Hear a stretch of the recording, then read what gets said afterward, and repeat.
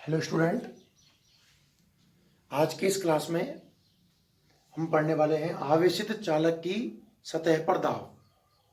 कहने का मतलब, जब आप किसी चालक को आवेश देते हो तो वो एक दाब महसूस करता है। कोई भी चालक, जब आप उसको आवेश देते हो तो उस पर क्या महसूस होता है? दाब। तो दो तीन तरह के क्वेश्चन बनते हैं।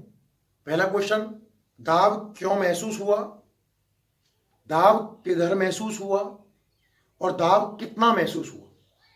जब भी कोई चालक लूंगा जिसको मैं आवेश दे दूं तो उस पर दाब लगेगा। तो पहले तो मैं ये ढूंढने का प्रयास करता हूं कि दाब क्यों लगा, फिर देखेंगे कि दाब किधर लगा और फिर देखेंगे कि दाब कितना लगा। ध्यान से देखिए, स्टार्ट करते हैं। तो आप जानते हो कि अगर कोई भी चालक है, आप किसी भी आकृति का ही चालक मान लीजिए, जैसी आपकी इच्छा हो। सपोज मैंने ऐसा कोई एक चालक मान लिया, ये कोई एक चालक है। चालक को आवेशित करना है, आवेश देना है। तो जब आप चालक को आवेश दोगे तो आप जानते हो कि चालक को दिया गया आवेश उसकी सतह पर समान रूप से वितरित होता है। पढ़ा है ना आपने कि भाई चालक में जो आवेश है वो अंदर तो जाता ही नहीं है। चालक में तो आवेश कहां रहेगा? सतह पर। तो आपने एक चालक लिया जिसको आपने आवेश दिया, तो जब चालक को आवेश दिया जाता है तो वो आवेश कहां फैल जाता है? सतह पर। क्लियर है? अब हम इस चालक की सतह पर बहुत सारे अल्पांश मान सकते हैं। फॉर एग्जाम्पल्स, कोई भी मान लीजिए एक लोहे की बनी हुई एक बॉल है जिसको आपने चार्ज दिया, तो चार्ज उसकी सतह पर फैल जाएगा।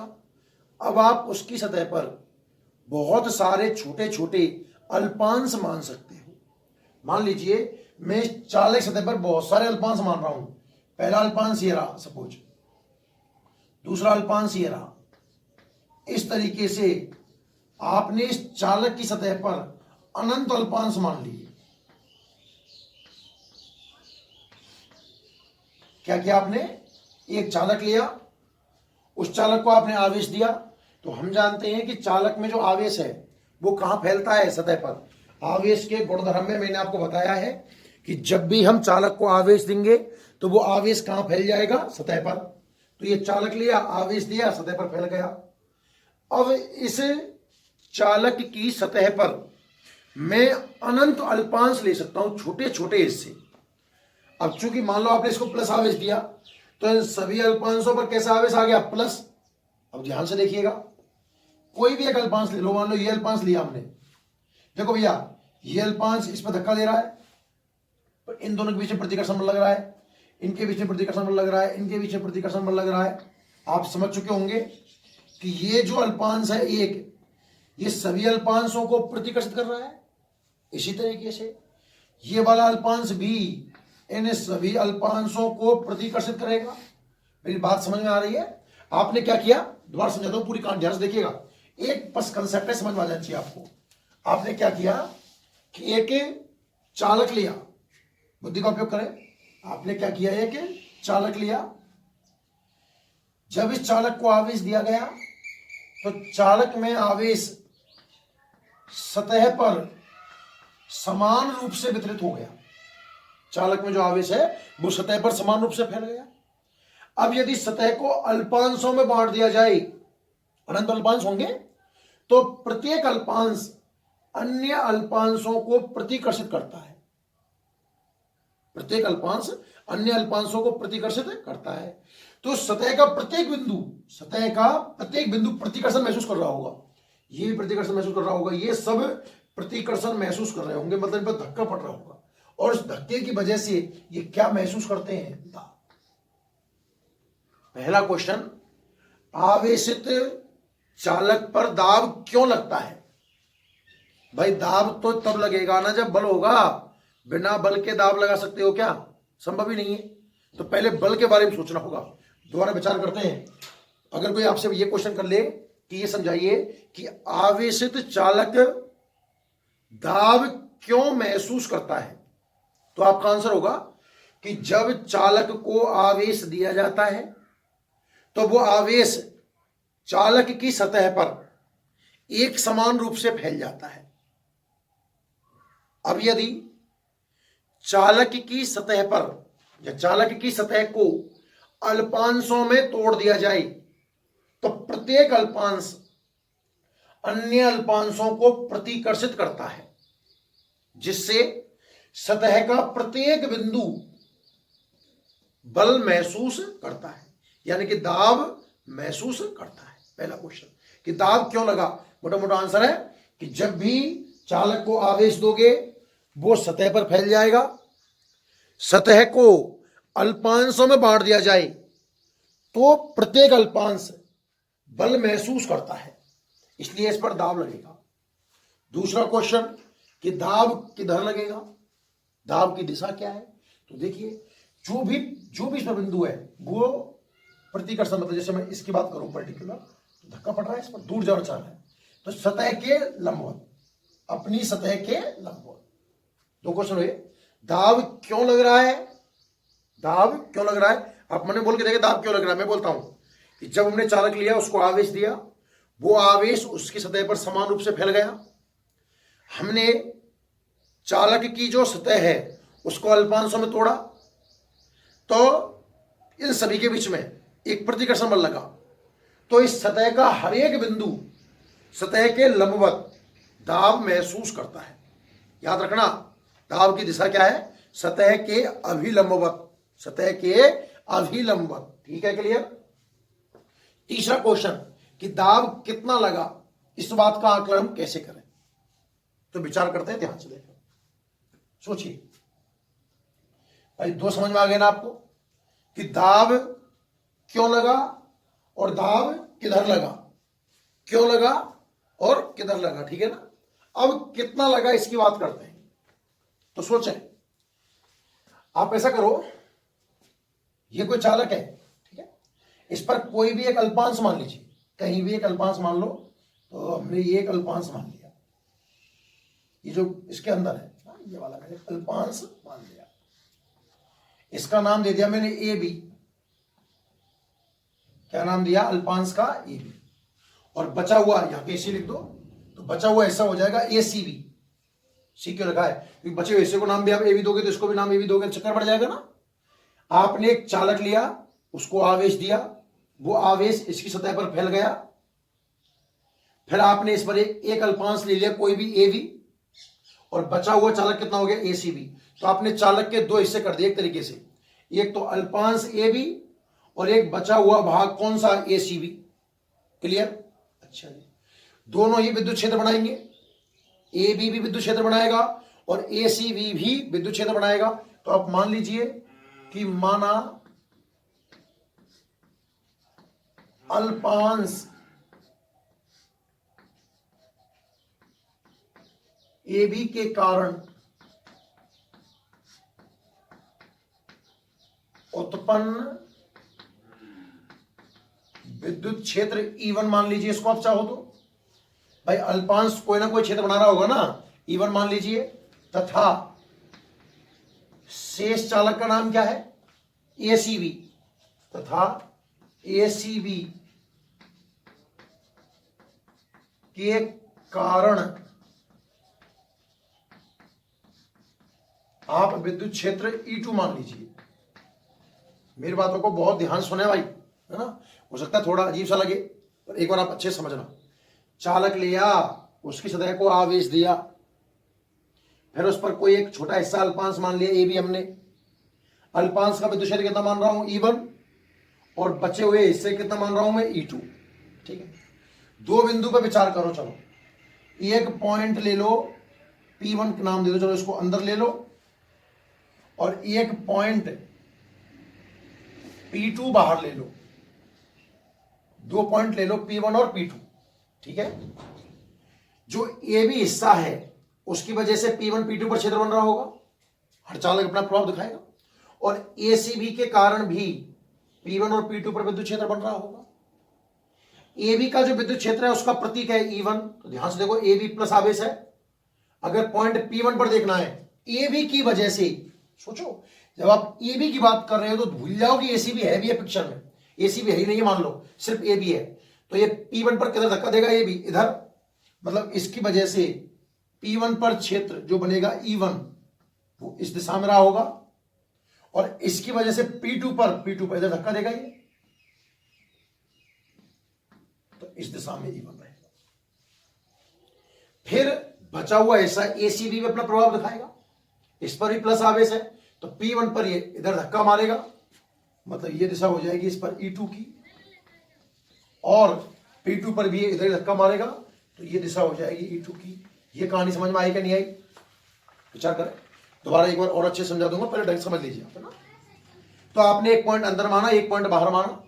आपने देखा कि अंदर तो इन दोनों का प्रभाव अपोजिट था, और बाहर इन दोनों का प्रभाव एक ही दिशा में है। क्लियर। चलो एक एक पॉइंट बात करता है। पहले बात करते हैं P1 के लिए।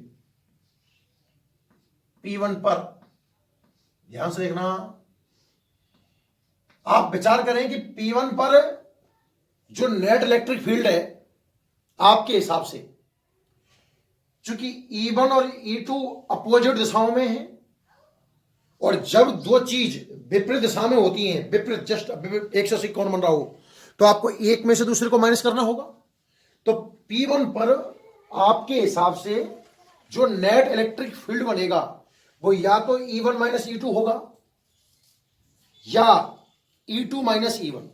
मुझे पता नहीं है कौन ज्यादा है कौन कम है, तो जो आपकी इच्छा है आप लिख सकते हो। E1 माइनस E2 भी लिख सकते हो, और E2 माइनस E1 या E1 माइनस E2, जो भी आप लिखना चाहो, ना। तो मैंने सपोज E1 माइनस E2 ले लिया। मेरे हिसाब से इस डायग्राम को देखकर मुझे एक बात समझ में आई कि यार जो P1 पर इलेक्ट्रिक फील्ड है ना, E1 E2, ये विपरीत दिशाओं में है, और विपरीत दिशा में होने के कारण आपने एक को दूसरे में से माइनस कर दिया, तो नेट इलेक्ट्रिक फील्ड कितना बना है, E1 माइनस E2। पर ध्यान से देखो कि जो पॉइंट P1 है वो चालक के अंदर है, और चालक के अंदर तो भैया विद्युत क्षेत्र हमेशा जीरो होता है। हमने पढ़ी है ये बात, कैसी भी आकृति का चालक हो उसके अंदर विद्युत क्षेत्र हमेशा कितना आता है, जीरो। मतलब आपने प्रूफ कर दिया कि E1 माइनस E2 कितना है, जीरो। तो यहां से आप निकाल के ले आए कि E1 बराबर है E2 के, और इसको मैंने मान लो E मान लिया। आप बुद्धि का उपयोग करें। अगर कोई बच्चा E2 माइनस E1 सोचता है तो भी रिजल्ट तो ये निकल के आएगा। मतलब एक बात समझ में आ गई कि E1 और E2 बराबर है परिमाण में, और मैं इसको आगे क्या लिख दिया करूंगा, E। क्लियर है यहां तक कहानी। आगे बढ़ते हैं, बात करें हम P2 पर। P2 पर तो P2 पर ध्यान से देखिए, ये पॉइंट है P2 बाहर, E1 और E2 एक ही दिशा में है, और जब इलेक्ट्रिक फील्ड एक ही दिशा में है तो वो जुड़ेंगे, तो जो नेट इलेक्ट्रिक फील्ड निकल के आएगा बच्चों, वो निकल के आएगा E1 प्लस E2। क्या निकल के आएगा, E1 प्लस E2। ठीक है। अच्छा, चालक के बाहर विद्युत क्षेत्र होता है सिग्मा बटे एप्सिलॉन नॉट। चालक के बाहर विद्युत क्षेत्र कितना होता है, sigma upon epsilon not.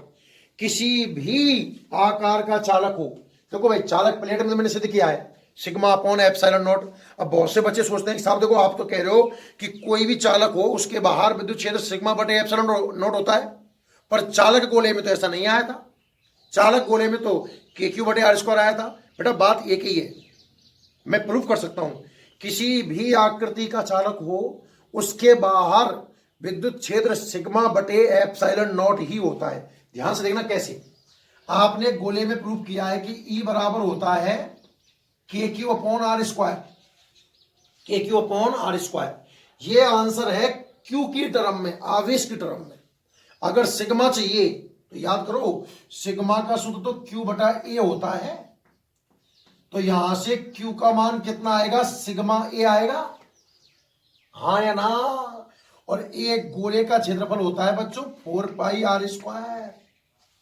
Clear. ये वाला मान जमा के देखो, अगर मैं E बराबर K की जगह में जमा सकता हूं 1/4 पाई एप्सिलॉन नॉट, Q की जगह पर सिग्मा 4 पाई आर स्क्वायर, और नीचे आर स्क्वायर। देखो 4 पाई ने 4 पाई को मार दिया, आर स्क्वायर ने आर स्क्वायर को मार दिया, तो E कितना आ गया, सिग्मा अपॉन एप्सिलॉन नॉट। याद रखना, चाहे चालक किसी भी आकृति का हो, चाहे चालक किसी भी आकृति का हो, उसके बाहर विद्युत क्षेत्र हमेशा सिग्मा बटे एप्सिलॉन नॉट ही होगा। आपको दिखाने के लिए था ये तो केवल ना। चलो चर्चा को आगे बढ़ाते हैं। 2 पॉइंट ये थे ना, अंदर और बाहर। अंदर तो अपोजिट के कारण E1 माइनस E2 आया, पर अंदर फील्ड 0 होता है तो आपने इसको 0 कर दिया और यहां तक पहुंच गए आप। बाहर दोनों एक ही दिशा में तो E1 प्लस E2 आया, परंतु बाहर तो विद्युत क्षेत्र सिग्मा बटे एप्सिलॉन नॉट होता है। कैसा भी चालक हो, किसी भी आकार का, सिग्मा के टर्म में answer sigma upon epsilon not ही होगा। और इनकी वैल्यू जमा दीजिए। E1 और E2 की जगह मैं E जमा सकता हूं, तो बच्चों E प्लस E कितना आ जाएगा 2E बराबर सिग्मा अपॉन एप्सिलॉन नॉट। तो यहां से जो E निकल के आएगा वो आएगा सिग्मा अपॉन 2 एप्सिलॉन नॉट। ये कहानी समझ में आई कि नहीं आई? ध्यान से देखो, सबको समझ में आ गया होगा उम्मीद है यहां तक। अरे आया कि नहीं आया? कन्फर्म है? एक बार चाहो तो आप दोबारा देख सकते हो। देखिए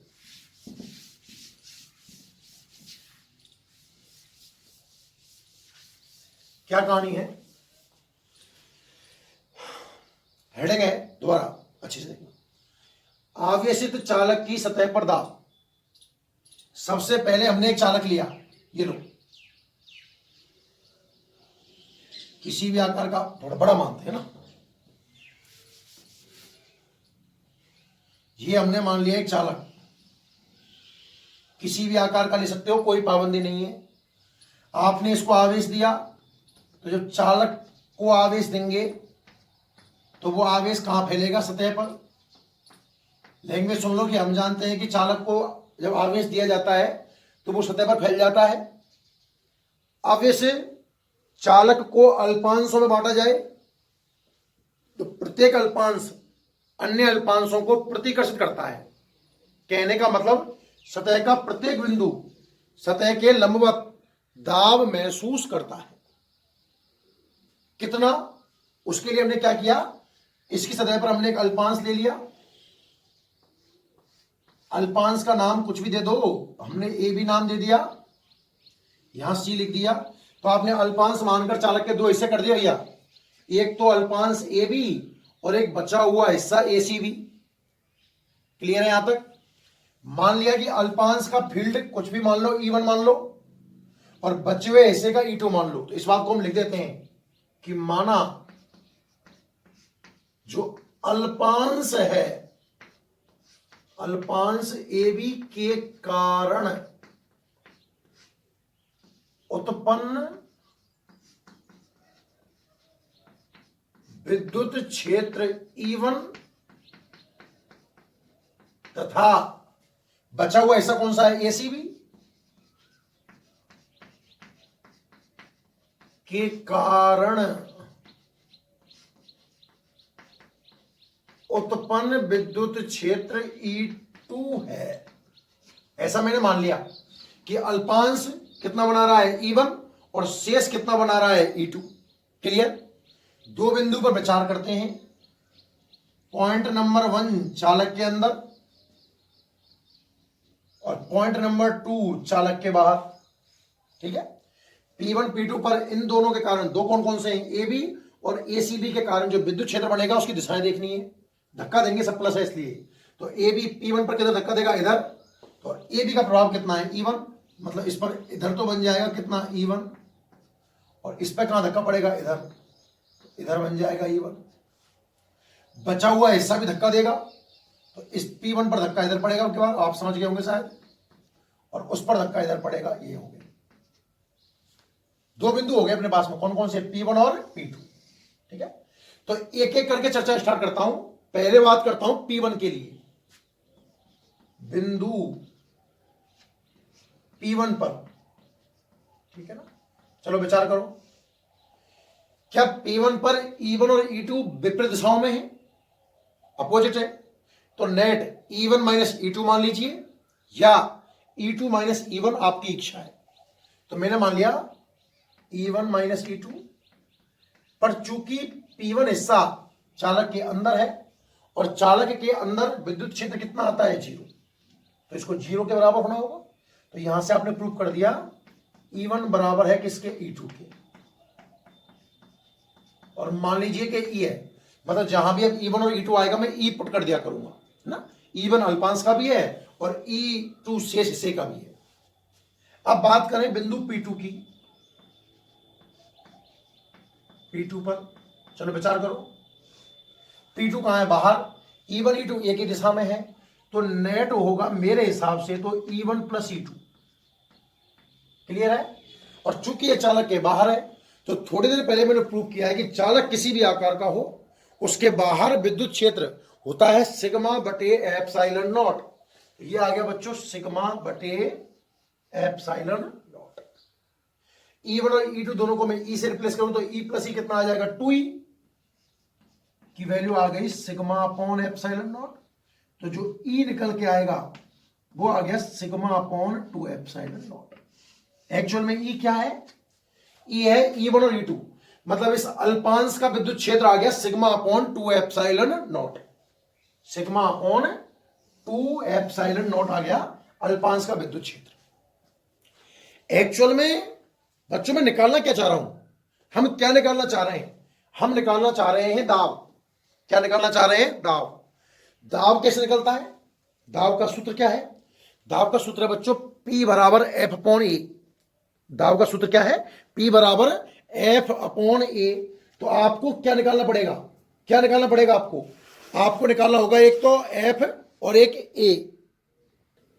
तो पहले हम बात करते हैं बल की, अल्पांश के। भाई मुझे दाब इस अल्पांश पर तो महसूस करवाना है, ठीक है। तो मैं अल्पांश पर लगने वाले बल की बात करता हूं। ध्यान से देखना कि ये जो आपका अल्पांश है, अल्पांश पर लगने वाला बल। देखो सुनो, अल्पांश का मुझे आवेश पता है, मान लीजिए dq। इस अल्पांश का जो आवेश है वो कितना मान लीजिए आप? dq। तो अल्पांश में तो d लगा दी इसलिए ना। और अल्पांश का विद्युत क्षेत्र पता है sigma upon 2 epsilon not. Chapter number 1 में आपने पढ़ा है F बराबर QE। F बराबर QE ना। तो अल्पांश पर लगने वाला बल, क्या मैं F की जगह DF लिख दूं? विचार करो, F कुल बल है भाई, तो अल्पांश का बल कितना हो जाएगा? DF QE। अल्पांश का आवेश कितना मान लिया आपने? DQ इनटू विद्युत क्षेत्र कितना? E, जिसकी वैल्यू कितनी है आगे? Sigma upon 2 epsilon not. आप अल्पांश चालक पर बल दाब देखना चाहते हो, दाब के लिए पहले आपको बल निकालना होगा। तो बल की बात की मैंने QE से, है ना। तो DF बराबर हो गया DQE। E की वैल्यू तो पता है, DQ का मैं वैल्यू निकाल सकता हूं। देखो, चूंकि सिग्मा का सूत्र होता है Q अपॉन ए। चर्चा सिग्मा पर आ रही है ना, तो सिग्मा कितना होता है? Q अपॉन ए।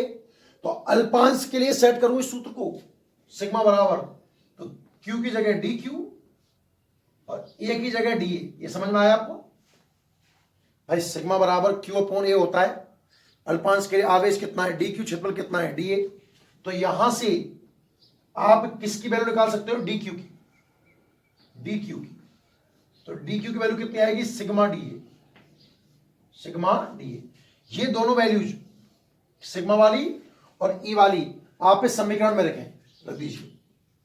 अतः DF बराबर DQ की वैल्यू है बच्चों सिग्मा DA, सही है। और E की वैल्यू है सिग्मा अपॉन 2 एप्सिलॉन नॉट। यहां से देखिए मैंने क्या किया, DQ की वैल्यू यहां से और E की वैल्यू यहां से समीकरण में पुट कर दी। आगे बढ़ाओ। दाब होता है बल बटे क्षेत्रफल। बल बटे क्षेत्रफल। देखो बल तो यहीं से निकल के आ गया, DF बराबर आ गया सिग्मा गुना सिग्मा कितना आया? Sigma square upon 2 epsilon not into DA। ये समझ में आया ना। तो बल तो यहीं से आ गया, इंटीग्रेट कर दीजिए, बल आ जाएगा। पर हमें दाब चाहिए, तो दाब के लिए बल बटे क्षेत्रफल, इस DA को नीचे लेके आ जाओ। तो क्या आप इसको ऐसे लिख सकते हो? DF अपॉन DA बराबर sigma square upon 2 epsilon not. और यही प्रेशर है। तो प्रेशर निकल के आया बच्चों sigma square upon 2 epsilon not. याद रखना, ठीक है। तो जो जब चालक को आप आवेश देते हो तो वो सतह के अभिलंबवत, सतह के अभिलंबवत कितना दाब महसूस करता है? Sigma square upon 2 epsilon nought, sigma square upon 2 epsilon not. एक और भी सूत्र है इसी में, आप चाहो तो, जो आपका चालक की वजह से जो विद्युत क्षेत्र होता है, चालक का विद्युत क्षेत्र, देखो ये जो विद्युत क्षेत्र है ये अल्पांश का है। जो चालक का विद्युत क्षेत्र होता है बच्चों, वो होता है sigma upon epsilon nought, sigma upon epsilon not. देखो सिग्मा स्क्वायर दिख रहा है और नीचे मुझे एप्सिलॉन नॉट दिख रहा है। अगर नीचे एप्सिलॉन नॉट का स्क्वायर होता तो मैं ई स्क्वायर लिख सकता था उसको। तो नीचे एप्सिलॉन नॉट बनाने के लिए ऊपर नीचे मुझे गुना करना होगा एप्सिलॉन नॉट से। तो आप इसको ऐसे लिख सकते हो, P बराबर sigma square upon 2 epsilon not, epsilon naught बटे एप्सिलॉन नॉट। और ये जो टर्म आई है ये वाली टर्म, ध्यान से देखो, ऊपर सिग्मा स्क्वायर दिख गया और नीचे एप्सिलॉन नॉट का स्क्वायर दिख गया, तो इसको आप ई स्क्वायर लिख सकते हो, ई स्क्वायर। तो सूत्र क्या बनेगा देखना, P बराबर 1/2 दिख गया आपको, एप्सिलॉन नॉट ई स्क्वायर। ये भी प्रेशर का ही सूत्र है। तो प्रेशर के दो सूत्र हैं, कौन कौन से, यहां लिखता हूं। प्रेशर कितना लगा, एक तो लगा sigma square upon 2 epsilon not, और यहां पर 1/2 एप्सिलॉन नॉट ई स्क्वायर। यह है आवेशित चालक की सतह पर दाब। उम्मीद है आपको समझ में आ गया होगा। अगर नहीं समझ में आया है भाई तो वीडियो को दोबारा देखिए एक बार ढंग से, पूरा विचार करते जाना। चलो साथ में लिखते हैं, और कोई डाउट आएगा तो मैं आपको और सोल्व करूंगा। हेडिंग लिखिए, आवेशित चालक की सतह पर दाब। हेडिंग लिखिए, आवेशित चालक की सतह पर दाब।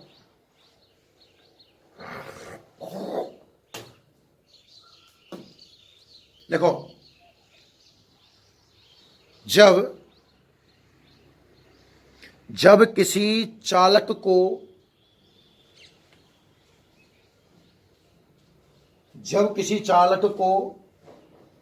आवेश दिया जाता है,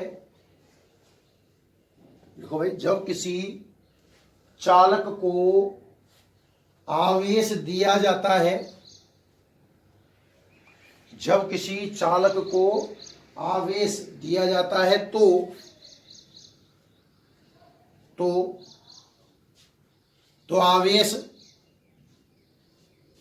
आवेश चालक की सतह पर, जब किसी चालक को आवेश दिया जाता है तो आवेश चालक की सतह पर समान रूप से वितरित होता है।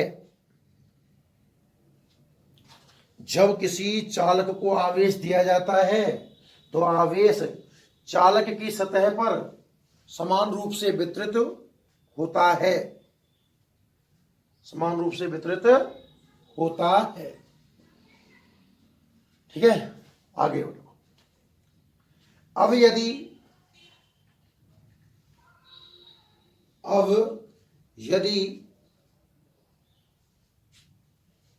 चालक सतह को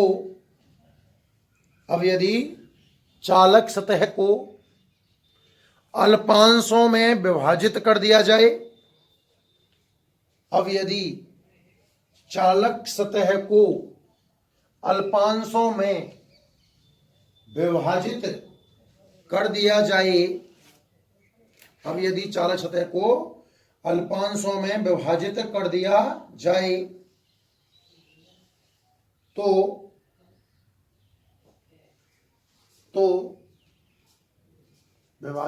जाए तो प्रत्येक अल्पांश, बहुत सारे अल्पांश होंगे इसके ऊपर, जिनमें से एक अल्पांश की बात हमने हेडिंग बनाई है। चालक सतह को अल्पांशों में विभाजित कर दिया जाए तो प्रत्येक अल्पांश अन्य अल्पांशों को प्रतिकर्षित करता है। चालक सतह को अल्पांशों में विभाजित कर दिया जाए तो प्रत्येक अल्पांश अन्य अल्पांशों को प्रतिकर्षित करता है। प्रत्येक अल्पांश अन्य अल्पांशों को प्रतिकर्षित करता है। यह तो कहानी समझ में आई ना, कि जब चालक को आवेश दिया जाता है तो उसकी सतह पर समान रूप से फैल जाता है। अब यदि इसको अल्पांशों में विभाजित कर दिया जाए तो प्रत्येक अल्पांश अन्य अल्पांशों को प्रतिकर्षित करता है। अर्थात नीचे लिखिए, अर्थात चालक सतह का प्रत्येक बिंदु, अर्थात चालक सतह का प्रत्येक बिंदु, चालक सतह का प्रत्येक बिंदु सतह के अभिलंबत, हर स्थिति के लंबवत है ना, चालक सतह का प्रत्येक बिंदु सतह के अभिलंबत दाब महसूस करता है। प्रत्येक बिंदु सतह के अभिलंबवत दाब महसूस करता है। क्लियर भाई, ये बात तो हुई कि दाब किधर लग रहा है और क्यों लग रहा है, समझ गए आप? क्लियर रहता है, बहुत इजी है भाई, बहुत ढंग से देखना। चालक को आवेश दिया, सतह पर फैल गया, अल्पांश बांट लिए, तो हर अल्पांश दूसरे अल्पांश को प्रतिकर्षित कर रहा है। सतह का प्रत्येक बिंदु सतह के अविलंबित दाब महसूस करता है। ठीक है, ये डायग्राम बनाइए, स्क्रीन पॉज करके डायग्राम बना लें।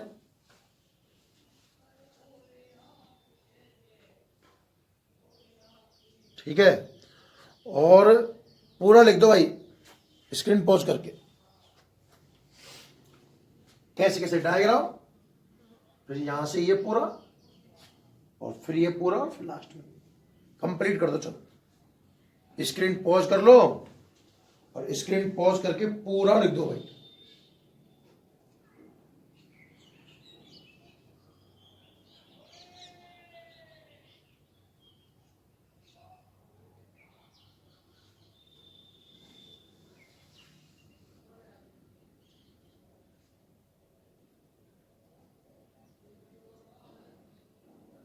ठीक है, स्क्रीन पॉज करो और पूरा लिखो।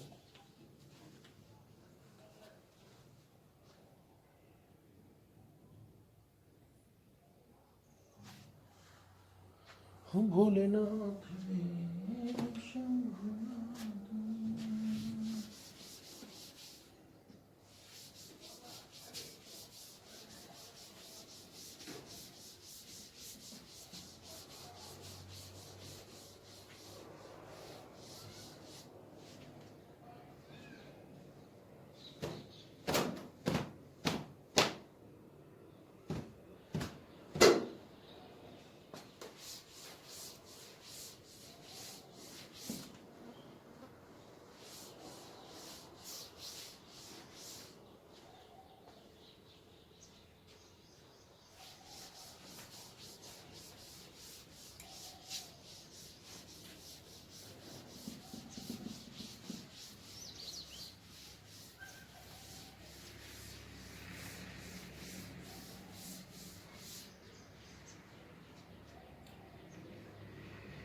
देखिए, अब आपने देखा कि एक इसमें नोट लगा सकते हैं अपन चाहते कि एक्स्ट्रा क्या समझना,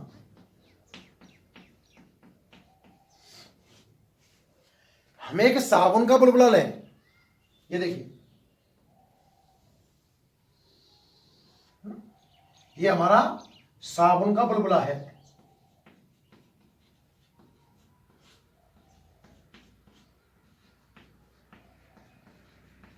अब समझिए, जब आप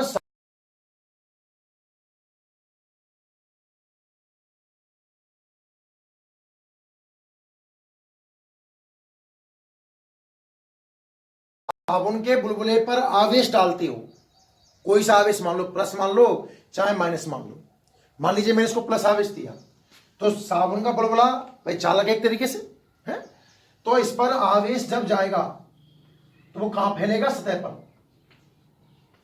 साबुन के बुलबुले को जब आवेश दोगे तो वो आवेश कहां फैलेगा, सतह पर, है ना। तो सेम वही कहानी चालक वाली, अल्पांश मान लिया जाए तो क्या सभी अल्पांश आपस में प्रतिकर्षित हो रहे होंगे। तो साबुन के बुलबुले का प्रत्येक बिंदु सतह के लंबवत क्या महसूस करेगा, दाब। क्या महसूस करेगा, दाब। तो थोड़ी देर बाद जब ये प्रतिकर्षण होता रहेगा तो इसके आकार में क्या हो जाएगी, वृद्धि, यहां पहुंच जाएगा ये। सोचो, जब गुब्बारा टाइप मान लीजिए आप, जब आप उसको सतह का प्रत्येक बिंदु को बाहर खींचोगे तो उसका आकार क्या हो जाएगा, बढ़ जाएगा। अब ये ऋणावेशित होता है तब भी आकार बढ़ता है भाई, क्योंकि ये सब आवेश कैसे होते हैं, माइनस माइनस माइनस, और माइनस माइनस में भी कैसा बल लगता है, प्रतिकर्षण। तो ऐसा एक क्वेश्चन बन जाता है, कभी कभार बुक में क्वेश्चन भी दिया हुआ है कि जब साबुन के बुलबुले को आवेशित किया जाता है, अब वो धनावेशित कहे या ऋणावेशित कहे, तो उसके आकार में क्या परिवर्तन आएगा। तो याद रखना बच्चों, आकार बढ़ जाएगा, आकार बढ़ जाएगा, ठीक है। तो आप नोट लगाइए और उस नोट में लिखें, एक नोट लगाओ और इस नोट में लिखिए कि जब, नोट में लिखो, जब साबुन के बुलबुले, जब साबुन के बुलबुले को आवेशित किया जाता है, कोई सा भी आवेश हो सकता है, जब साबुन के बुलबुले को आवेशित किया जाता है तो, साबुन के बुलबुले को आवेशित किया जाता है तो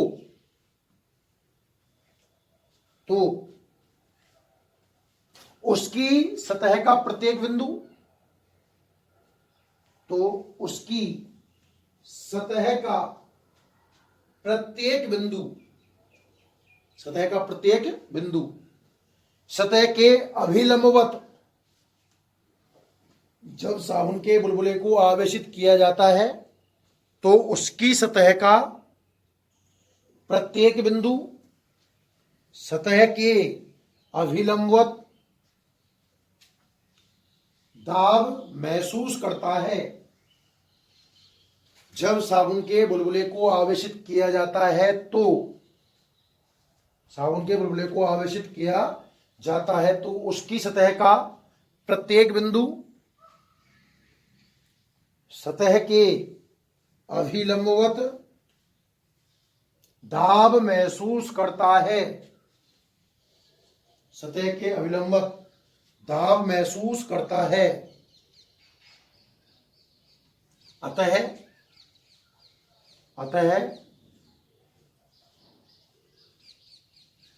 बुलबुले का आकार बढ़ जाता है, अतः बुलबुले का आकार बढ़ जाता है, ठीक है ना। तो नेक्स्ट हेडिंग भी बिल्कुल इसी पर बेस्ड है। हेडिंग है साबुन के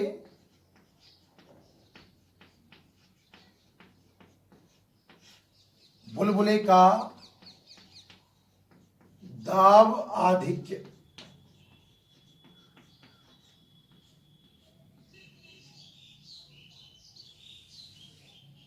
साबुन के बुलबुले का दाब आधिक्य, नहीं अड़ेंगे, हेड डाल दें, साबुन के बुलबुले का दाब आधिक्य,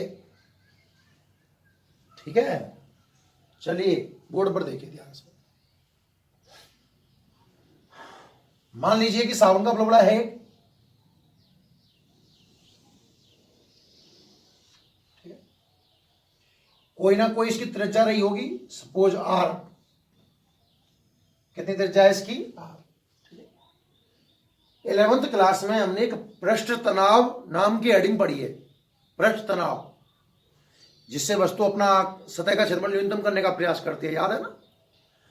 उस पृष्ठ तनाव में मैंने पानी की बूंद, साबुन के बुलबुले, इनमें दाब आधिक्य निकालना सिखाया था, ठीक है ना। तो साबुन के बुलबुले में जब आपने इसको आवेशित कर दिया तो सतह के बाहर की ओर दाब लग रहा है sigma square upon 2 epsilon not.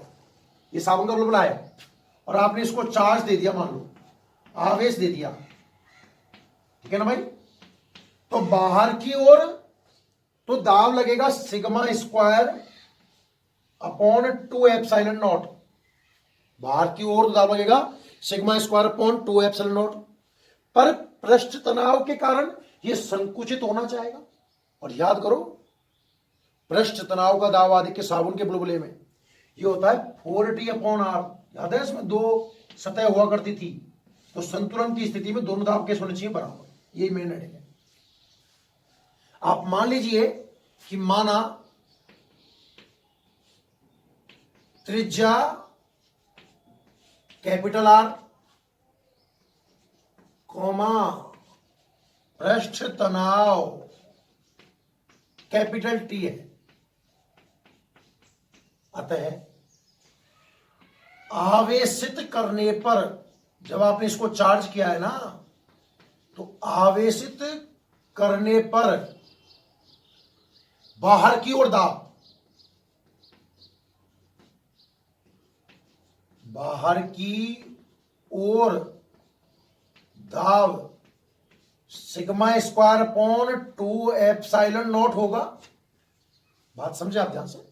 जब आपने बुलबुले को चार्ज दिया है, अभी पिछली हेडिंग पढ़ी है ना, तो बाहर की ओर तो कितना दाब महसूस होगा इस पर, sigma square upon 2 epsilon not, तथा पृष्ठ तनाव के कारण,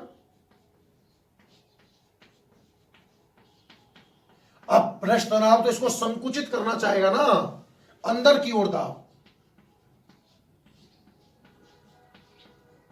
अंदर की ओर दाब 4t अपॉन आर होगा।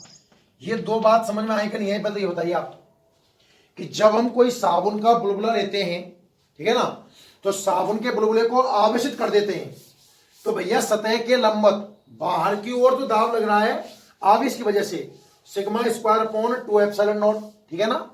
और पृष्ठ तनाव अंदर की ओर कितना दाब लगाना चाह रहा है, 4t अपॉन आर। अतः संतुलन की स्थिति में दोनों दाबों को बराबर कर दीजिए, क्या निकल के आएगा, sigma square upon 2 epsilon naught is equal to 4t upon R. ये रिलेशन आपको याद रखना है, इंपॉर्टेंट है, क्योंकि इसमें से हम दिमाग का बल्ब जल जाएगा यहां पर आपका, है ना। ये रिलेशन आपको याद रखना है साबुन के बुलबुले के लिए।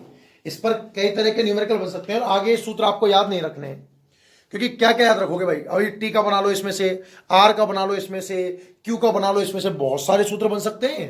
इसलिए आपको ज्यादा याद करने की कोई खास आवश्यकता नहीं।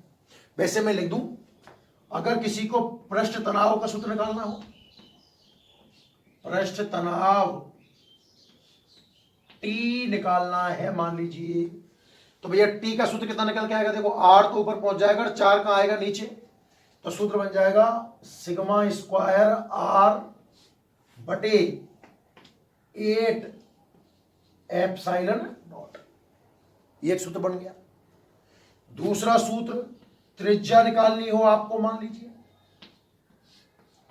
त्रिज्या निकालनी हो आपको, आर निकालना है, तो देखो आर ऊपर और ये ऊपर घूम जाएगा उल्टा, आप करके देखना अपने हिसाब से। ये बन जाएगा बच्चों 8 epsilon naught T upon sigma square. आपको पृष्ठ आवेश घनत्व निकालना हो, पृष्ठ आवेश घनत्व मतलब सिग्मा निकालना हो बच्चों, तो सिग्मा स्क्वायर कितना आएगा, 8t एप्सिलॉन नॉट बटे आर, उसका अंडर रूट निकाल लीजिए, कर सकते हो आप यहां से, 8 epsilon naught T upon R का अंडर रूट। और अगर आपको आवेश निकालना हो Q, तो बच्चों सिग्मा की जगह पर आप Q बटा ए जमा दीजिए और ए का वश गुना कर दीजिए, तो Q निकल के आएगा ए अंडर रूट में 8 epsilon naught T upon R. तो इस तरीके से कई सूत्र बन सकते हैं। तो मेरी सलाह आपको ये है कि आप ये सूत्र याद ना करें, लिख तो ले नोट्स में, याद आपको यही रखना है बस। तो साबुन के बुलबुले में दो बातें याद रखनी है आपको, खत्म खेल। कि भाई अगर कोई साबुन का बुलबुला है और आपने उसको आवेश दिया तो आवेश की वजह से उसका आकार बढ़ेगा, तो दाब sigma square upon 2 epsilon not है, और पृष्ठ तनाव उसे संकुचित करना चाहेगा, वो 40 अपॉन आर है। दोनों को इक्वल कर दो और 3-4 सूत्र यहां से निकल सकते हैं। ठीक है, आप इसको लिख लीजिए जल्दी से। क्लियर? स्क्रीन पॉज कर लें हैं और पूरा एज इट इज लिख लें भाई।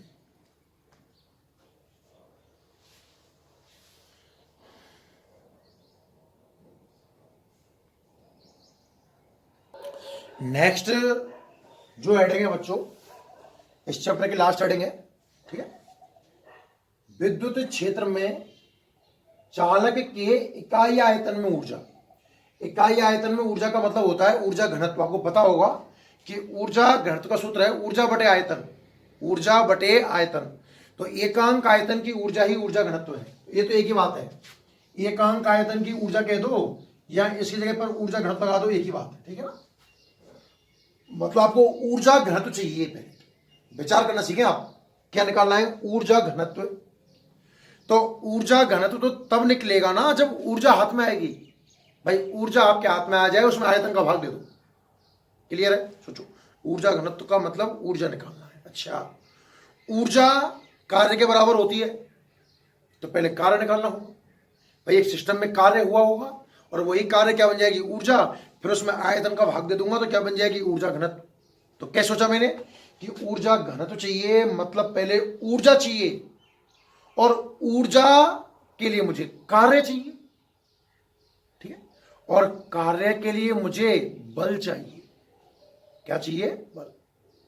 तो पहले बल निकालूंगा, बल से निकालूंगा कार्य, कार्य ही ऊर्जा होगा और उसमें आयतन का भाग देकर के बढ़ा लूंगा ऊर्जा घनत्व। विचार करते हैं कैसे।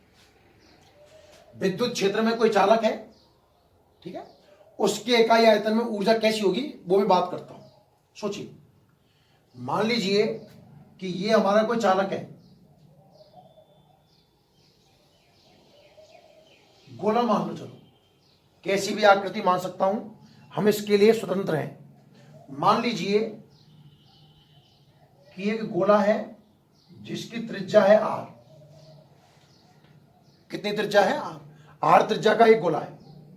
आपने इसको आवेश दिया, चालक गोला है, तो जब आप इसको आवेश दोगे तो आवेश कहां फैल जाएगा, सतह पर।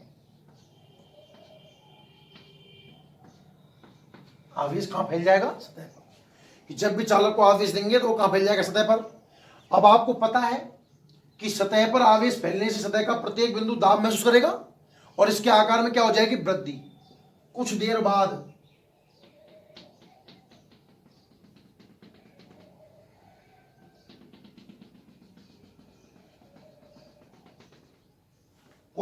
इसका आकार इतना हो जाएगा, कुछ इसमें वृद्धि हो जाएगी।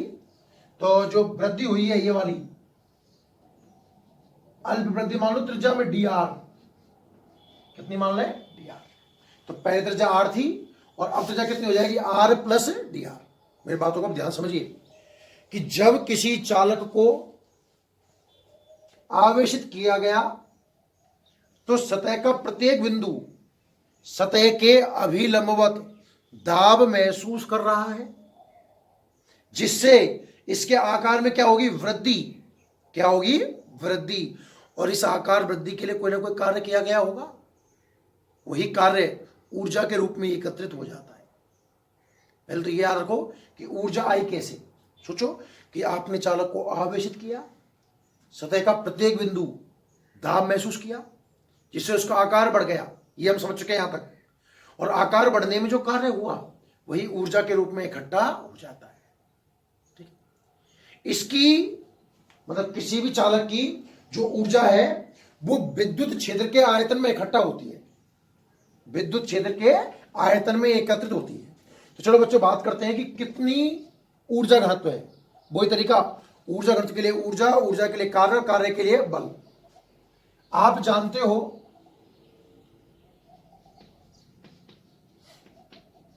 हम जानते हैं कि आवेशित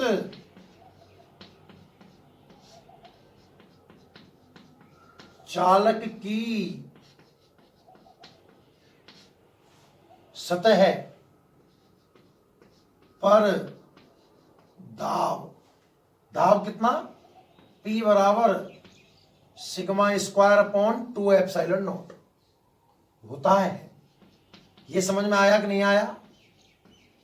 ध्यान से विचार करिए कि कोई भी आवेशित चालक है, अभी मैंने लास्ट टाइम ये तो प्रूव किया है, तो दाब कितना होता है, sigma square upon 2 epsilon not. आवेशित चालक की सतह पर जो दाब आता है बच्चों, वो कितना आता है, sigma square upon 2 epsilon not. Clear है? तक ठीक है, अच्छी बात है। प्रेशर की जगह पर P का सूत्र क्या होता है, F अपॉन A, जमा सकता हूं P की जगह पर, बराबर sigma square upon 2 epsilon not. 2 भी आता है ना। यहां से आप बल निकाल लीजिए, तो F निकल के आया sigma square upon 2 epsilon not into A। बल आ गया। बल से निकालते हैं कार्य, अतः कार्य अल्प विस्थापन है ना, तो कार्य से कह दो आप DW, बल गुणा विस्थापन F डॉट dr, विस्थापन अल्प तो हुआ dr, तो यहां से जो निकल के आएगा DW, F कितना है, sigma square upon 2 epsilon nought. ए गोले के लिए ए का मान जमा दो, भले कोई दिक्कत नहीं, 4 पाई r स्क्वायर और इनटू में dr। यहां तक कहानी समझ में आएगी नहीं आई? दोबारा समझिए, ऊर्जा घनत्व निकालना है, मतलब ऊर्जा निकालनी है, मतलब कार्य निकालना है, मतलब स्टार्ट बल से करना है। पर आवेशित चालक पर जानते हम दाब है, कि हम जानते हैं कि आवेशित चालक की सतह पर दाब है sigma square upon 2 epsilon not. Clear है? P का सूत्र F अपॉन A है, तो F अपॉन A की value I sigma square upon 2 epsilon not. यहां से मैंने F निकाल लिया, बल आ गया। अब कार्य की बात करें तो बल गुणा विस्थापन, बल का मान जमा दिया, विस्थापन का मान जमा दिया। ध्यान से देखें ना, तो ये वाली चीज है dV। कैसी? आपको पता है, यहां लगा देते हैं चूंकि में, कि गोले का आयतन होता है बच्चों 4/3 पाई r की। गोले का आयतन कितना आता है, 4/3 पाई r की। आप इसका जो आयतन आया है त्रिज्या के सापेक्ष अवकलन करके देखिए, त्रिज्या के सापेक्ष अवकलन करो तो बच्चों ये आएगा dV अपॉन dr, 4/3 कांस्टेंट, पाई कांस्टेंट, r क्यू का होगा 3r स्क्वायर, त्रिज्या के सापेक्ष। 3 ने 3 मार दिया, तो यहां से जो dV निकल के आया dV, dr का इधर गुणा कर दो तो बच्चों कितना है, 4 पाई r स्क्वायर dr। मतलब जो 4 पाई r स्क्वायर dr है, इसकी जगह पर मैं dV जमा सकता हूं, तो क्या निकल के आया देखिए, dW बराबर कितना, sigma square upon 2 epsilon not into dV। ये आया कार्य। प्रेशर में जानता हूं, प्रूफ कर चुका हूं, प्रेशर से मैंने बल निकाला, बल से मैंने कार्य निकाला, कार्य ही तो ऊर्जा है, अतः dW को मैं चाहूं तो du लिख दूं, ऊर्जा, u का मतलब ऊर्जा, sigma square upon 2 epsilon not into dV। और ऊर्जा घनत्व का मतलब है ऊर्जा बटे आयतन, तो ऊर्जा तो यही है, आयतन को नीचे लेके आ जाओ, तो du अपॉन dV बराबर sigma square upon 2 epsilon not. तो जो ऊर्जा घनत्व निकल के आया वो है sigma square upon 2 epsilon not, और यह थोड़ी देर पहले पढ़ाया आपने इसको, आप half epsilon not E square भी कह सकते हो। कहानी समझ में आई या नहीं आई? एकदम बिल्कुल क्लियर हो जाना चाहिए। क्या हेडिंग थी, विद्युत क्षेत्र में चालक के इकाई आयतन में ऊर्जा, ऊर्जा दिखा ली थी। तो पहली बात तो ऊर्जा कहां से आई, देखो इस बात को लिखो हेडिंग से, हेडिंग बनाइए, हेडिंग बना ली। हेडिंग के बाद देखो कि जब किसी चालक को आवेशित किया जाता है, जब किसी चालक को आवेशित किया जाता है तो, जब किसी चालक को आवेशित किया जाता है तो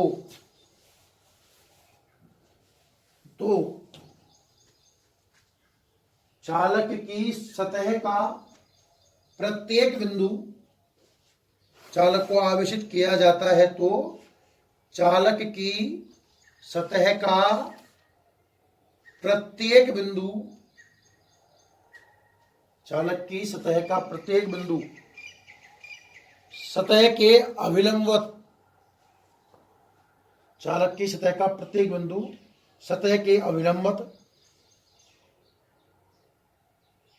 दाब महसूस करता है, दाब महसूस करता है।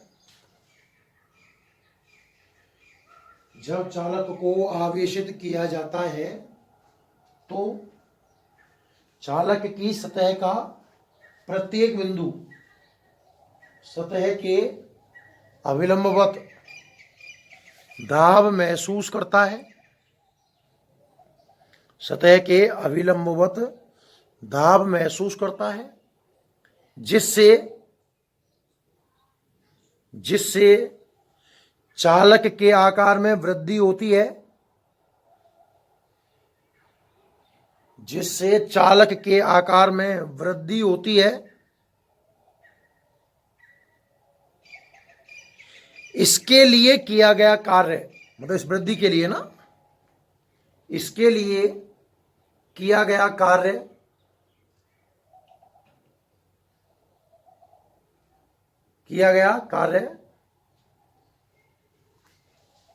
इसके लिए किया गया कार्य